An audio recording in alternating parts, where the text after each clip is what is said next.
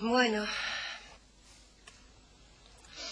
falaba vostede agora dun mundo e dunha política económica e industrial para un país que non é o país que temos, e que realmente vostede reflicte unha realidade ou intenta reflectir unha realidade que só existe na mente da Xunta de Galiza, porque vivimos realmente en un país donde o incremento da desigualdade se situou no primeiro país de Europa. Somos donde máis aumentou a desigualdade.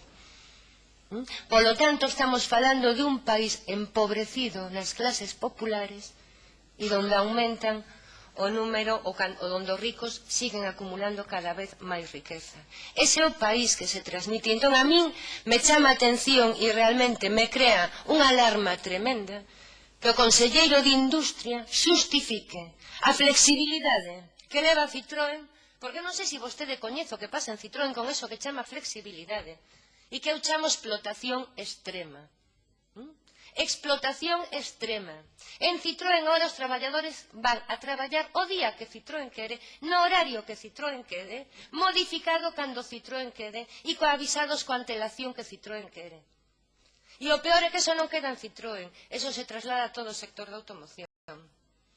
Me parece alarmante que vostede non lle contesta a Citroën, que ten que facer unha aposta por este país, porque este país está facendo unha aposta para que Citroën siga traballando aquí. A fábrica máis competitiva que ten Citroën. E que non vamos a competir en base á miseria dos traballadores e das traballadoras de Citroën.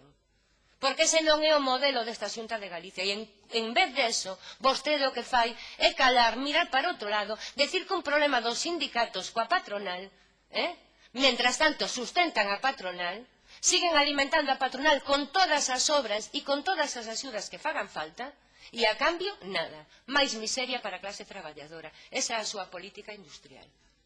Por certo, non me contestou cales son esos sectores estratégicos nos que se vai a investir, onde se vai a facer formación para que esos sectores teñan traballadores e traballadoras formados. Cales van a ser? Porque aquí non se fala de ningún, salvo o sector primario e o sector turístico. Pero de industria, nada. Falaba, bueno, es que realmente me parece alucinante todo o dique flotante e o da aposta polo naval. Realmente, 2013, 5 millóns para o dique flotante, 2014, 5 millóns para o dique flotante, 2015, 5 millóns para o dique flotante. Son os mesmos 5 millóns, non é que vayan 15. É que por terceiro ano consecutivo pretenden tomarlle o pelo a este Parlamento, os galegos, as galegas e os traballadores do naval de Ferrol. É un escándalo, un auténtico escándalo. E este ano ven e nos di algo así, non sei se entendí mal, que os 5 millóns son para o dique flotante ou para calquera outra estructura. Non sei se se refire ao dique seco, non sei exactamente a que se está referindo, pero dende logo fe en que a Xunta de Galicia vaya a defender o dique flotante e teña intención real de levar adiante esa infraestructura, ninguna. Porque se tuveran polo menos acumularían os 15 millóns, non outra vez os 5 que volverán ao mellor para o 2016. Intensidade tecnolóxica como fábrica de futuro, de emprendedores, pero si leo antes as señoras dan os datos. Que innovación, que tecnoloxía nos novos emprendedores. Se as axudas son para montar quioscos e pouco máis. Se as axudas se terminaron en abril. Pero de que estamos falando? De que política de emprendemento? De que innovación? De que sectores innovadores con futuro onde a Xunta vai apostar? Están aumentando as importacións, por qué? Porque temos que importar o que deixamos de producir. É así. E ese é o camiño que vamos a levar. Ben, o IGAPE. Volvemos ao tema do IGAPE. Totalmente inútil para a actividade económica, nin siquiera executa todo o seu orzamento, que xa de por sí é exiguo.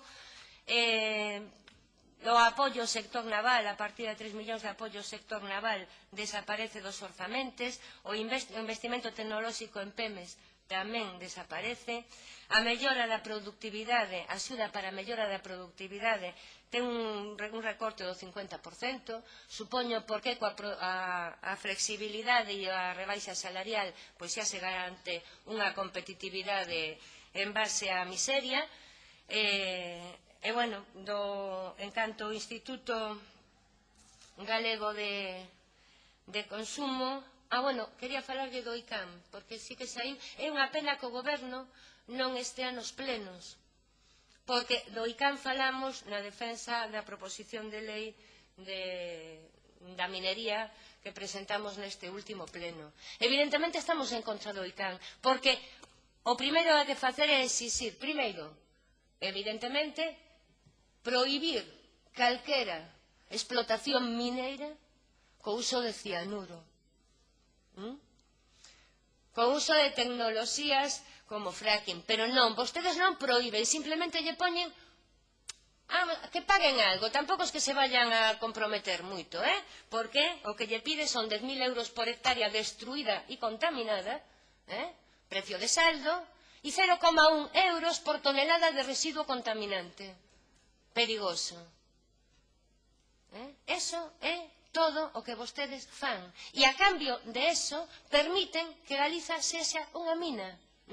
Claro que despois temos que ver unhas relacións maravillosas pois entre a Xunta de Galicia e a mineira que pretendía abrir a mina de ouro en Corcoesto. Verdade? E seguimos traballando aí. Debe ir rematando, señora Martínez. Vou rematando. Me gustaría que me contestara o tema dos polígonos industriais, que antes non me contestou, o tema da loita contra a sílice, que non me contestou tampouco. Me gustaría tamén que tampouco me contestou das políticas de xénero, onde están dentro da industria esas políticas de xénero, porque non se ven. E non se ve ningunha iniciativa nin para equiparar en oportunidades, nin salarialmente, nin en oportunidades laborais as mulleres e os homes. Non hai nada, e menos no mundo industrial, ni unha sola medida para abrir esas industrias onde a muller está mínimamente representada á contratación de mulleres. E, polo tanto, non nos mantemos que son uns orzamentos continuistas que non van a acabar co problema de competitividade da nosa economía, que van a condenar as que seguir pechando a industria e que, ademais, dependen dunha Xunta de Galicia que é incapaz de determinar os seus sectores estratégicos productivos. Nada máis. Muchas gracias, señora Martínez. Señor Losada.